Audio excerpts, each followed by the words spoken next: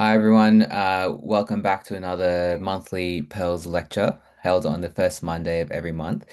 Today we're very grateful to be joined by Dr. Robyn Brady, who is a fantastic dual trained pediatric and emergency physician.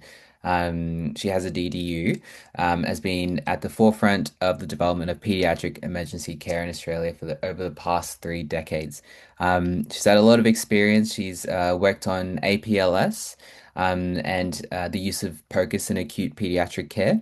She's co-written emergency ultrasound chapters for the Australian New Zealand Pediatric Emergency Medicine textbook, and co-created the Pediatric Emergency Ultrasound course for the Australian Institute of Ultrasound. She's facilitated POCUS workshops in Timor-Leste and Cuba. And she's currently working in as an emergency specialist in Queensland at the Children's Hospital and Lismore Base Hospital. Um, and she was awarded Educator of the Year in 2021 by the Australian Society of Ultrasound Medicine.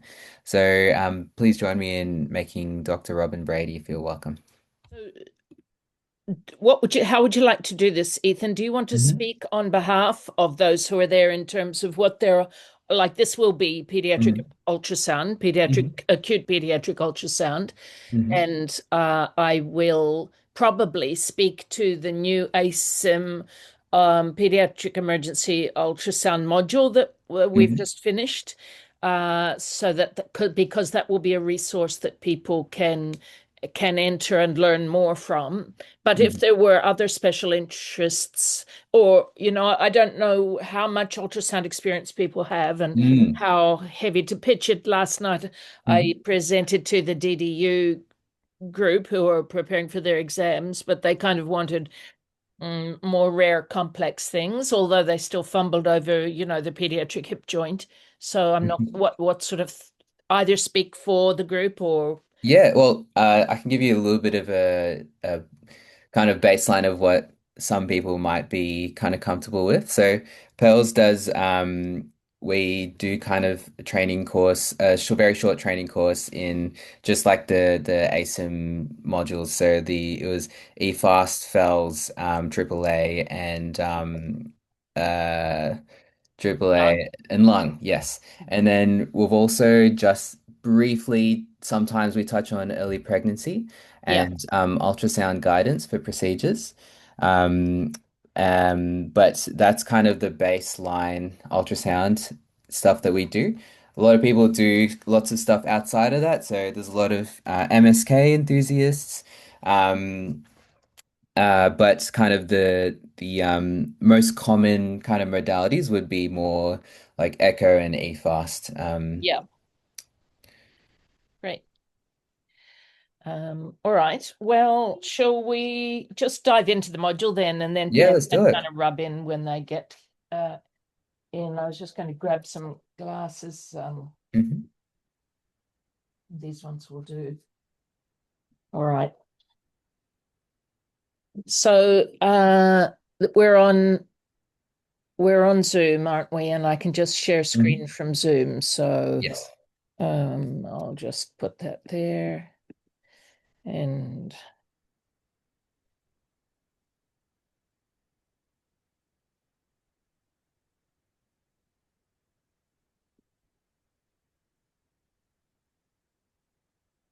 so I'll do maybe this.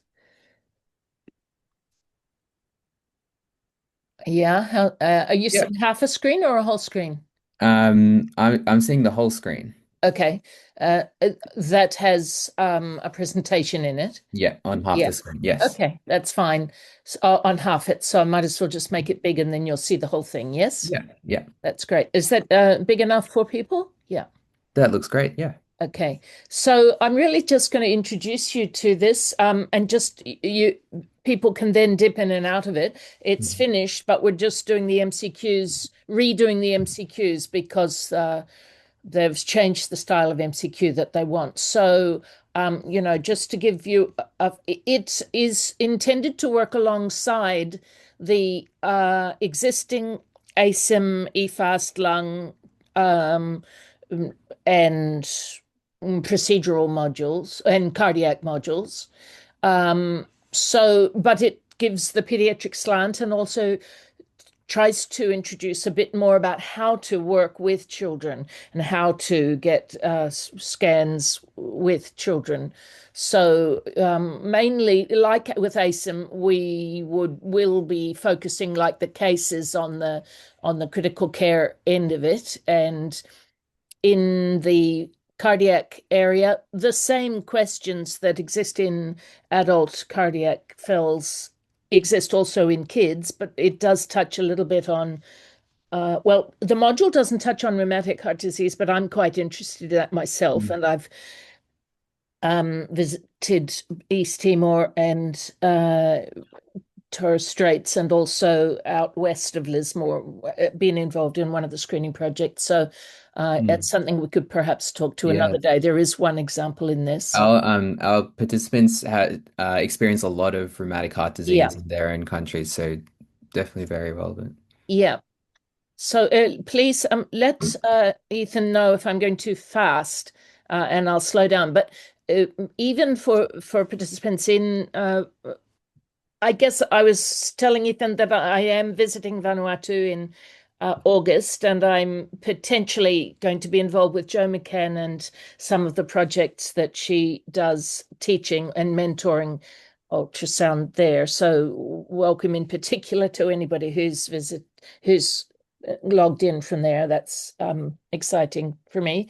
Um, but I'll just carry on anyway. And so within the procedural stuff in the ASIM modules, as everybody knows, you can get onto the ACM modules without being an ACM trainee, and I'm sure Ethan can explain how to do that if you haven't already. And this one will be up within the next month so that people, even though I just introduce you to the surface of it, can go back to it and have a little look at it in more detail.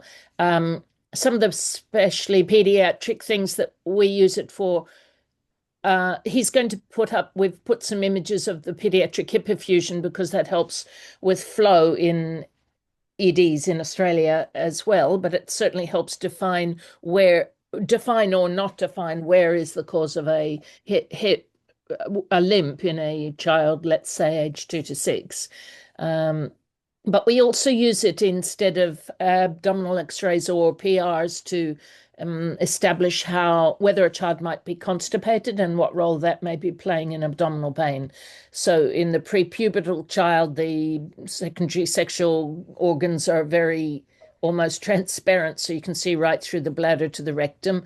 And there's good evidence across many populations that a transrectal diameter of greater than 3 centimeters without the urge to poo is suggestive of constipation. And we see sometimes some really big diameters there, and it can really help because you can look. I mean, the wonderful thing about ultrasound is you're looking at things with the family so that you can actually show them what's going on. And then if you're doing repeat visits with that family, then you can assess progress and show them when it's building back up again and why they need to keep on the treatment regularly. So things like that. I mean, I'm sure you guys are using it for abscess collections all the time. But again, a lot of my work through my career has been in tertiary EDs where POCUS was slow to be brought in because the stakes are high and the access to tertiary radiology was so easy. So these are some of the easy wins that we've had to use to get POCUS more established there. So there's many other uses, but I just touching on some of the things, and you guys already know the advantages really. So I just wanted to talk a little bit about how to approach in pediatrics. You know that life-threatening illness is probably 1%, 1 to 5% of an adult ED, but quite a lot less than that, maybe 0.5% of the presentations in the pediatric ED. But when that does come up, um, you've got to work sometimes more quickly with it. So you kind of have to have your FELS skills ready to use it. I mean, it's really useful in shock, like it is in all populations. Um, I do talk a little bit about how to approach each age because often I'm talking to adult POCUS practitioners, but I don't know how many of you are aware of using I mean, really, unless you get rapport with the child and its parents, it's going to be difficult for you to achieve your scans, is the thing. And the rapport will be around keeping them comfortable and keeping them feeling safe. So, between 6 months and say 4, they're so stranger aware, so you just can't take them out of their parents' arms. And in little babies up until about 6 months, you generally can examine in other places, but they're super sensitive to cold or to sudden movement. So you have to move very slowly, and I'll often warm the gel up in my fingers and massage it in, and you have to keep them warm. Or you can obviously do all of this in the parent's arms, but I generally make very slow movements, and I'm often like singing a bit. That'll probably work better in island culture than it does in Australian culture. But you have to do move slowly, and then once the probe is, even the more older, more fearful ones, once the probe is actually on, and the rapport has been established with their parents, they'll often kind of almost go to sleep because they're used to it and there's something soothing about it. So it's okay once you get started, but getting started and the gel especially is a problem. If you have the problem with keeping gel in the warmer is that it increases the potential for infection transmission. So, but you can keep, I don't know if you're using, how many of you are using the sterile packets, but we have both the small and the larger sterile packets, and we can keep those in the fridge, in the warmer. So that's another idea, especially with the small ones. Um, just some things about autism, possibly less of an issue in island culture, but certainly in Australian culture, there's a lot of kids who don't like being touched or are freaky about it. And you have to be really careful about how you describe what's going to happen, be quite specific about it. Let them, I call it a dolphin camera, and that it has to swim underwater to see the pictures. And that's why we have to use the watery gel. But you have to be, I remember once some kids with autism that we were using for volunteers in a workshop, and I was explaining to one of the trainees that the slice that we wanted was such and such, and the kid jumped off the bed and never came back because of the use of the word slice. And I think you have to be really careful with, like, I also remember we were using a 50-year-old hospital volunteer as a volunteer to be scanned, and somebody said, "Oh, behind the bladder, is that her vagina?" And again, that's something that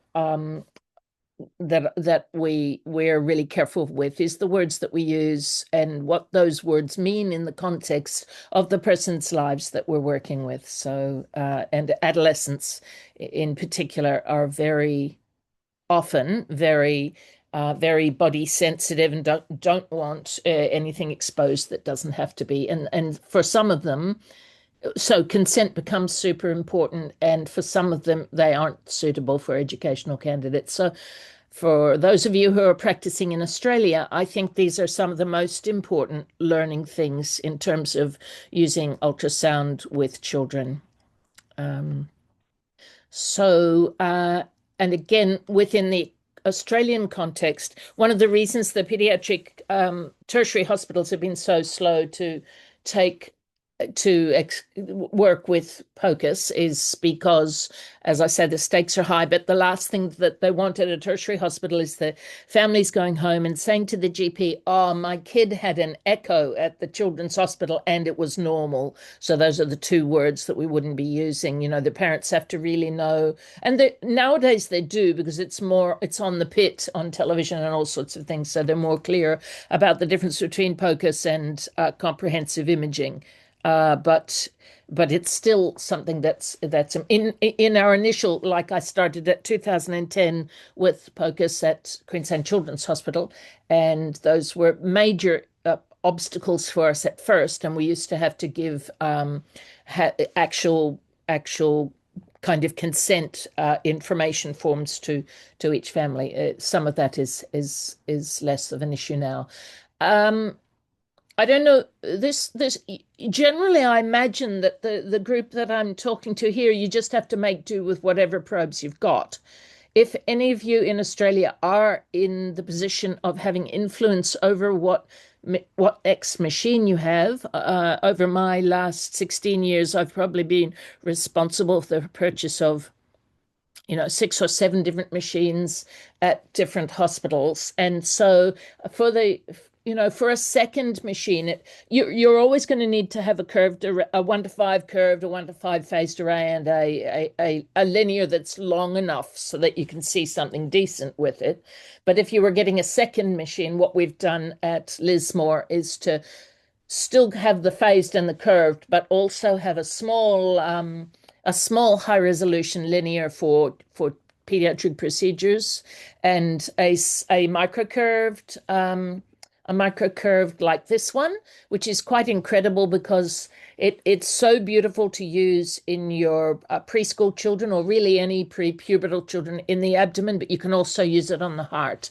So I've done, test cardiac images with that on preterm neonates and done fine with it. So rather than trying to get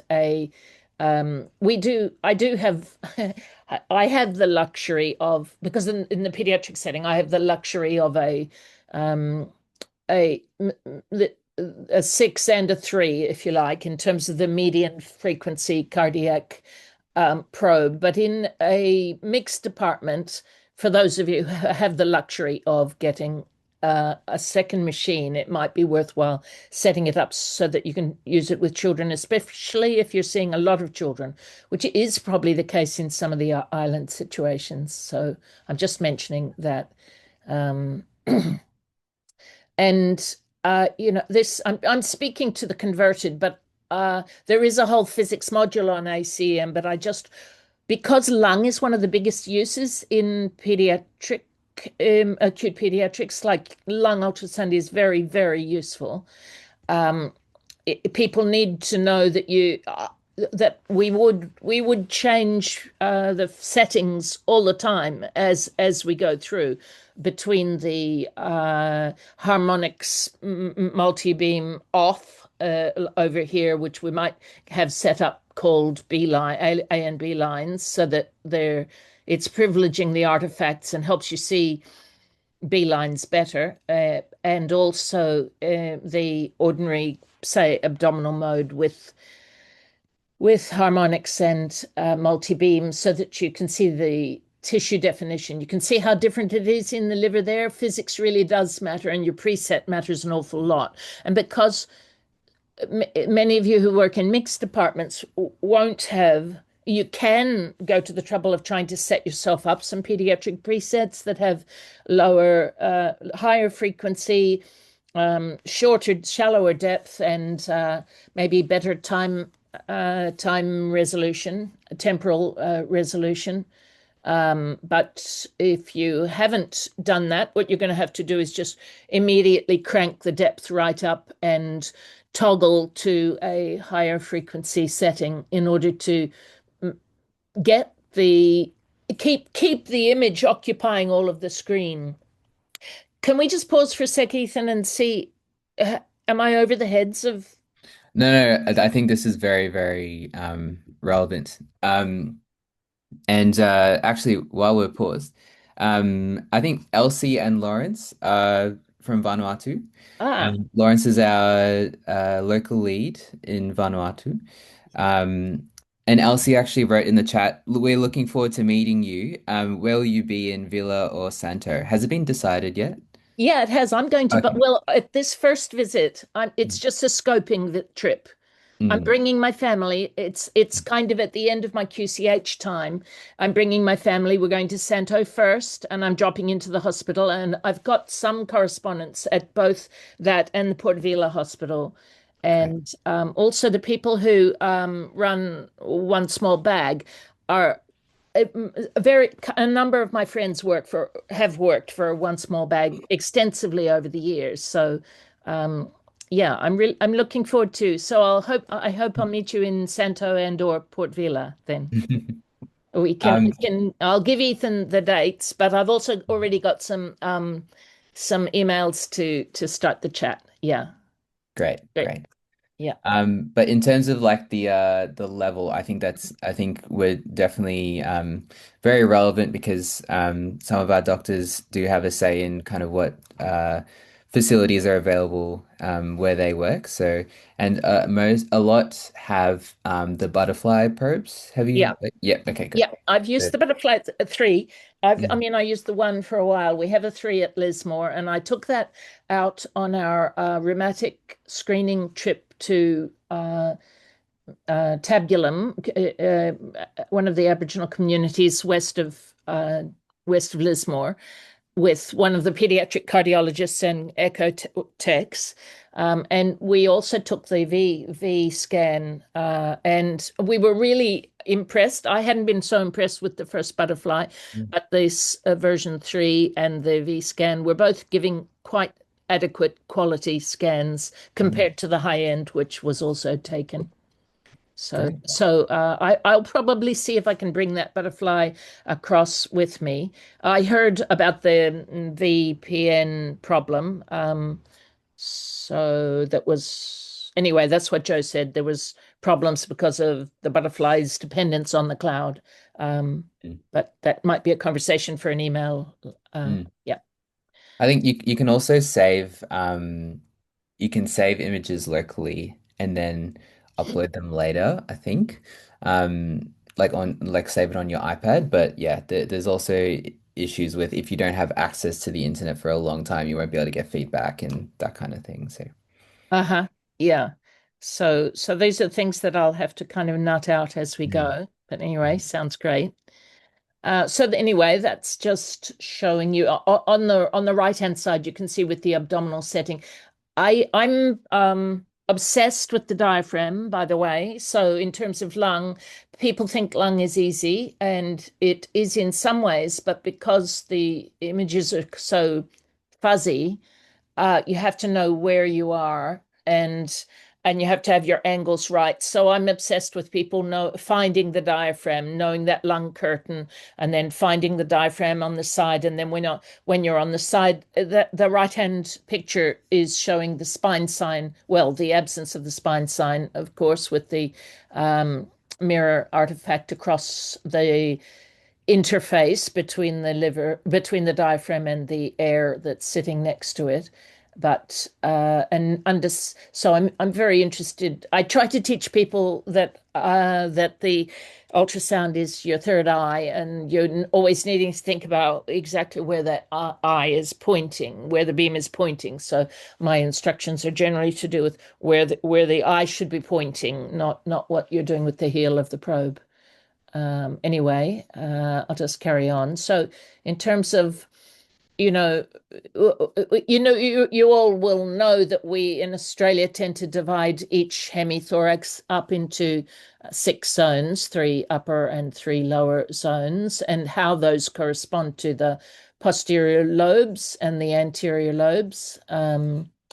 So there's a video there that I won't spend a lot of time on, but you may have machines that help you to it's always a pain to annotate, but remember that the scans that you're saving are the images that are telling the story. So, and generally, it doesn't just matter what you see in a scan, but what matters is that you and the person who is going to be helping look after this person, whether it's a specialist or a rheumatic heart specialist somewhere else or wherever it is, has to understand the story. So, you do have to annotate in some way, and the machines that are set up to make it easy with that and to store things are quite helpful. So I mean, this is a 14-month-old, and I'm just giving an example, and I find the rollovers quite helpful in reminding people what things look like.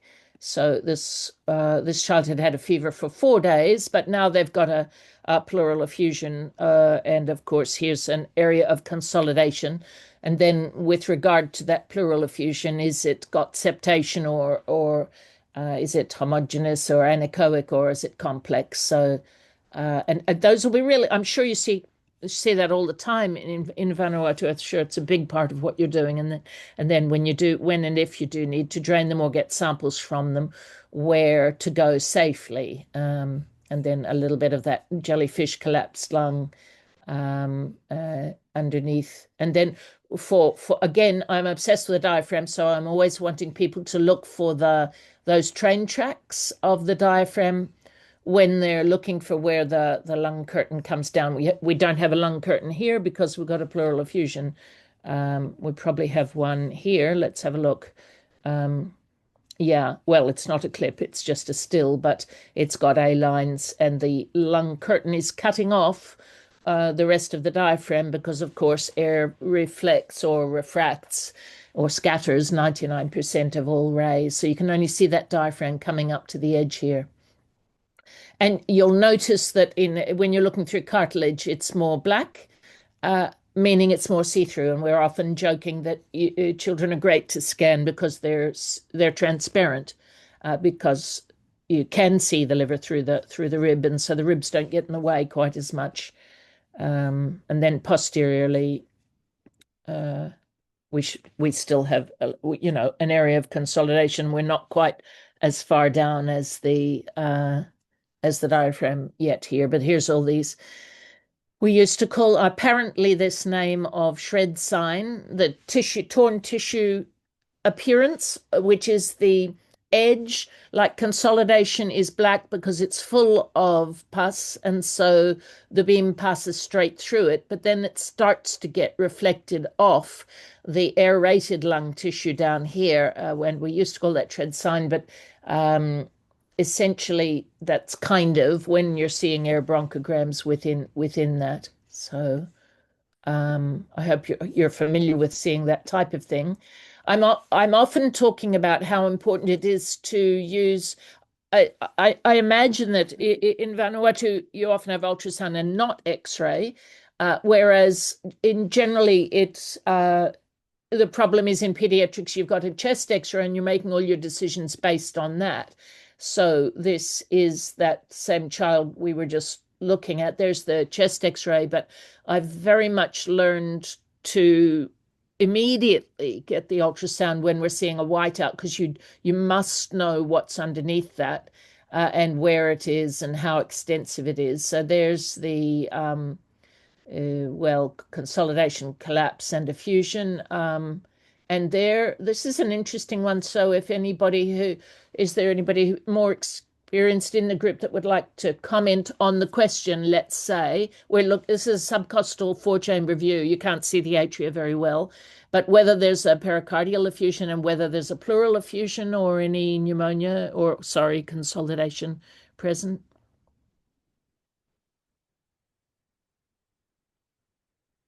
Because we're not used to looking. Remember, with the subcostal view, you're looking up. You're looking through a little bit of liver and the diaphragm up at the right ventricle and then the left ventricle. And so this is an interesting shot because it is actually showing. I don't know how well I can hold it while I arrow. No, I can't. But it's showing that there's this rim of a small pericardial effusion on the far side of the left ventricle. And then that pericardium is opposing the hilar pleura. And on the other side of the hilar pleura, yeah, beautiful, nice. On the other side of the hilar pleura, you've got a small pleural effusion, and then lots and lots of shred sign or consolidation air bronchograms occurring there. Yeah. So it's just an interesting shot because we usually think to ourselves that we can only see the pneumonias that reach the costal surfaces of the lung, but this is an example of um, looking through the heart to see the hilar lung. And this is another case, and I'm not sure how much you've seen these things, but this was a child in a peripheral hospital that got sent to the tertiary hospital as an empyema and was in the peripheral hospital overnight and transferred by ordinary ambulance when they got and this was the just lateral left chest ultrasound demonstrating the pleural if complex pleural effusion, but beyond the complex pleural effusion and the shred sign air bronchogram, there's actually this horrible thing, horrible, scary thing happening. Whoops. Yeah.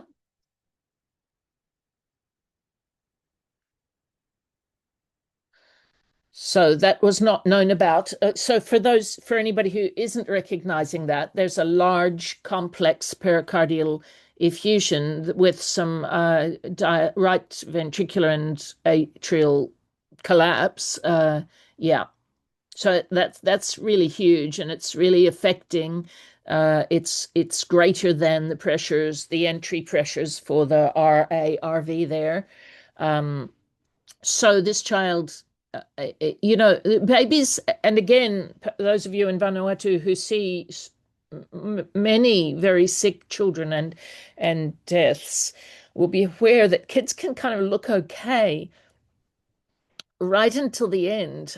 So this child, this child had a small pulse pressure, so because there isn't much difference between what comes in and what goes out, and that was possibly, and they were pale and they weren't moving a whole lot, but they still had a systolic that wasn't off the charts. They were quite tachypneic, as you can see.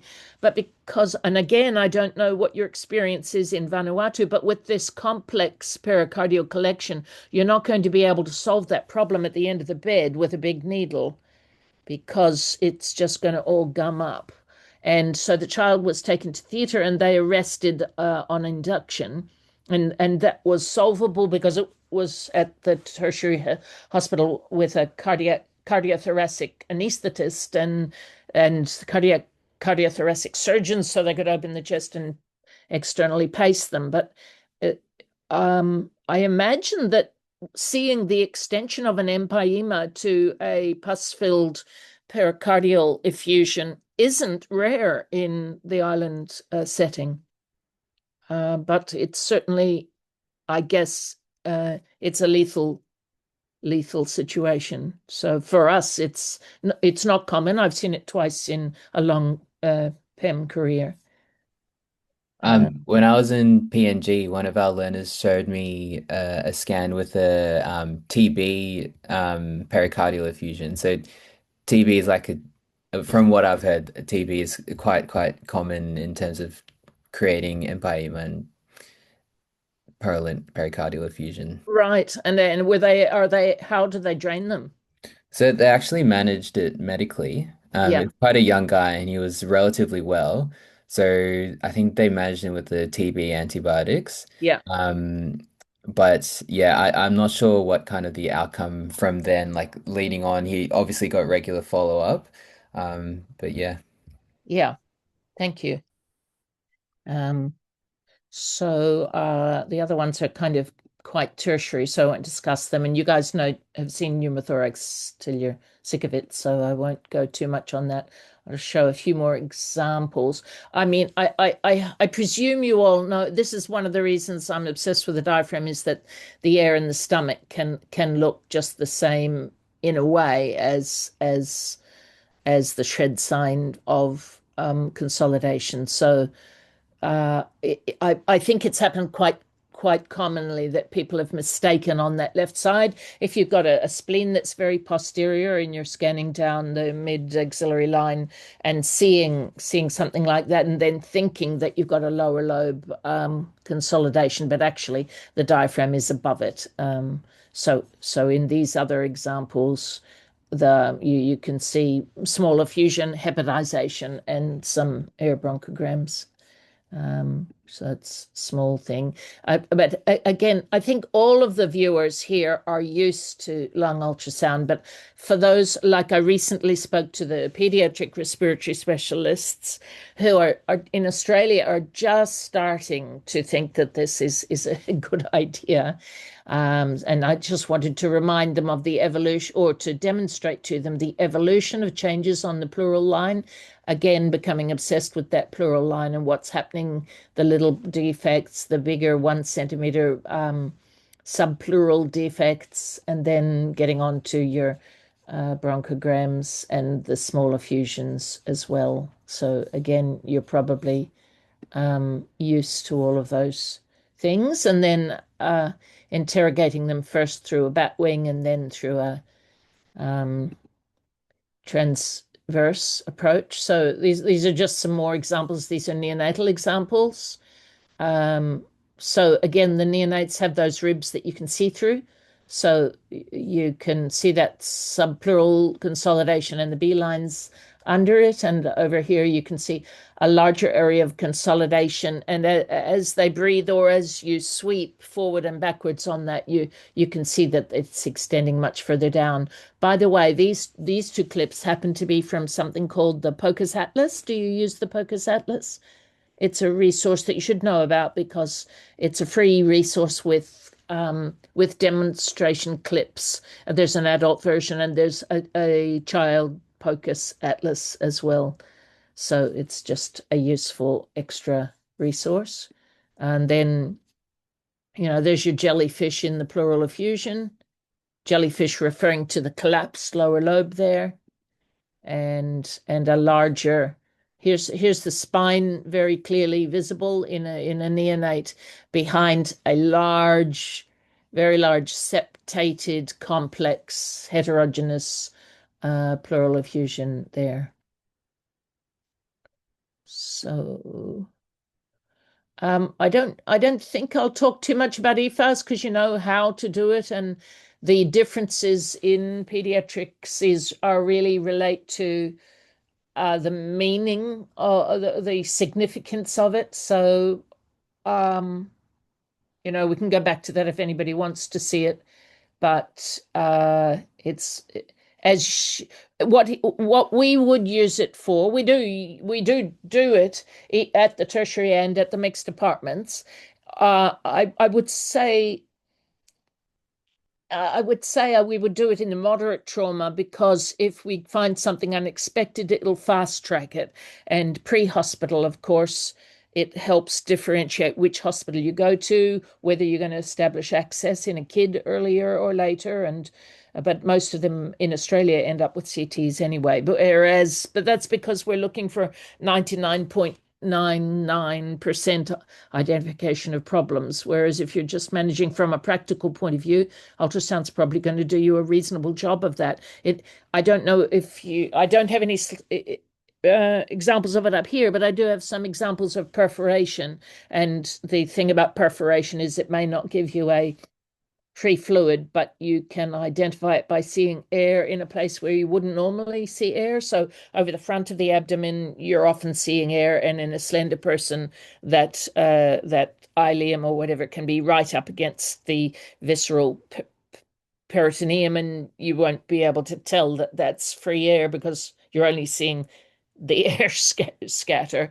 But if you see it over the liver, in particular, that air will tend to track over, especially if they've spent any time vertical. So any air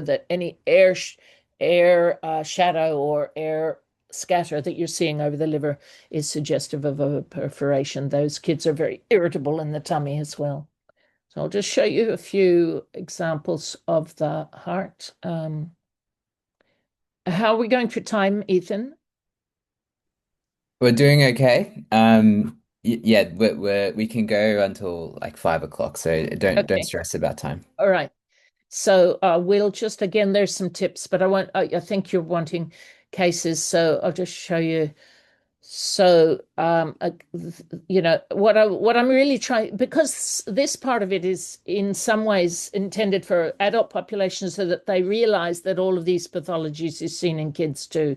This is another of those extensions from an empyema. This is a 14-year-old sportsman, and he also needed a drain. Um, so he has all those aspects, the shifting axis of the pericardial effusion tucking in anterior to the descending aorta. And I should have done it much deeper because he also had pleural effusions, and we could have shown whole layers there of the pericardial and then the pleural effusion. Um, And then with the question about left ventricular size, the situation in Australia where we would particularly use it is in sepsis because myocarditis is more common in sepsis in children than in adults, and it helps us know when to use earlier inotropes.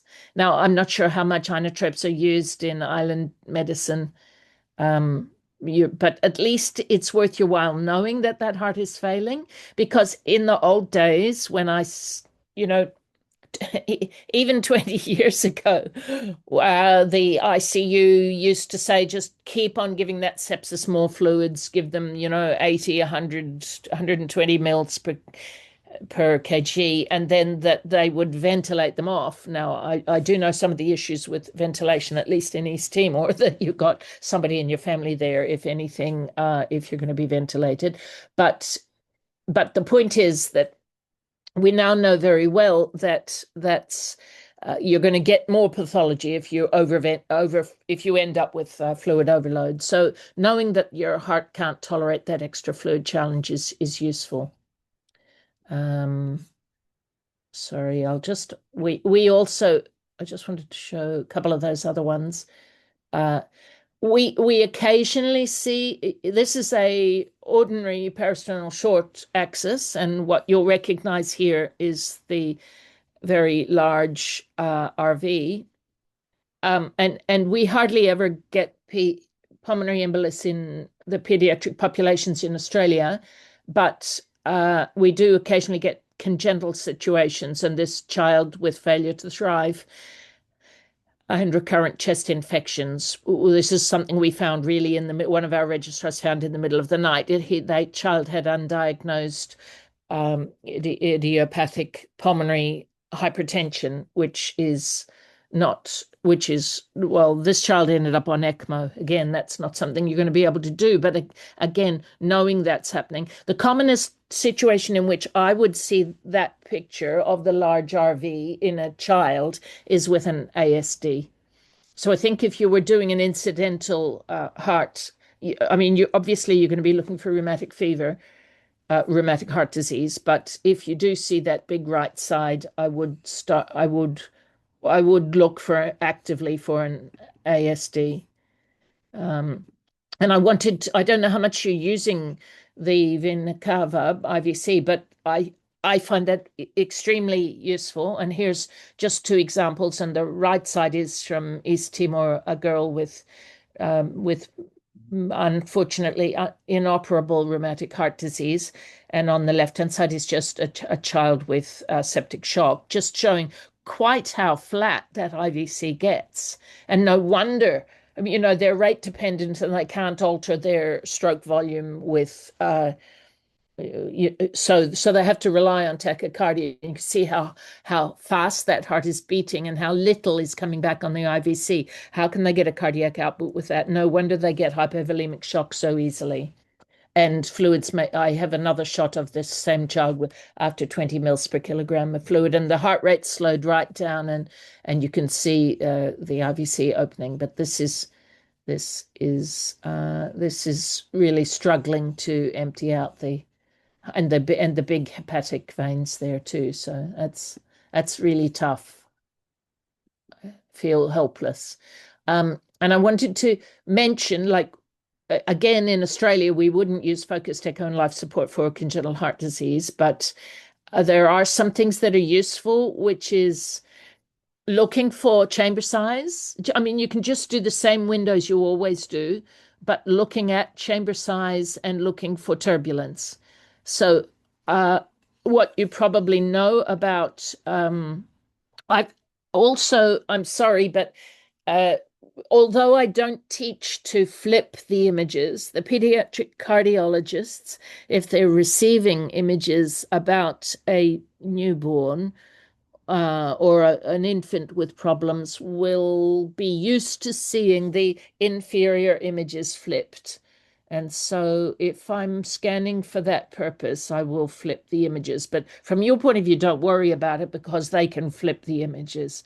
But because congenital hearts can be so scrambled. They always want to see the heart as though it's sitting there in the chest with the apex on the patient left side and and with the RV below and the LV on top of it. So that's why they flip the inferior images, meaning the apical forechamber and the subcostal view. But this is an example of, in order to get color to work best, you have to be at right angles to the flow that you're trying to measure. So the best place to look for septal defects is not the apical forechamber, in which the atrial septa and the ventricular septum are this way around, but the subcostal view, in which, as you can see in this picture, it's more like this way around. So it's a little confusing because the beam, it's still a towards, so the red shooting across here is shooting, you'll have to imagine it flipped the other way around, from the left atrium to the right, through the foramen ovale to the right atrium. And it's so that's coming back in the pulmonary veins to the left atrium, and then it's shooting across the foramen ovale. So there's a large ASD or patent foramen ovale happening there. And similarly, again, this is a little high end, but I'll mention it anyway. The extra view that I teach in pediatrics is the high parasternal view, so that you have your aorta and then the tricuspid valve, the pulmonary wrap over, and the pulmonary artery branches here. And there's a little bit of turbulence occurring in the pulmonary artery branches, but this red shoot that's coming up here is the PDA. We can't actually see the duct.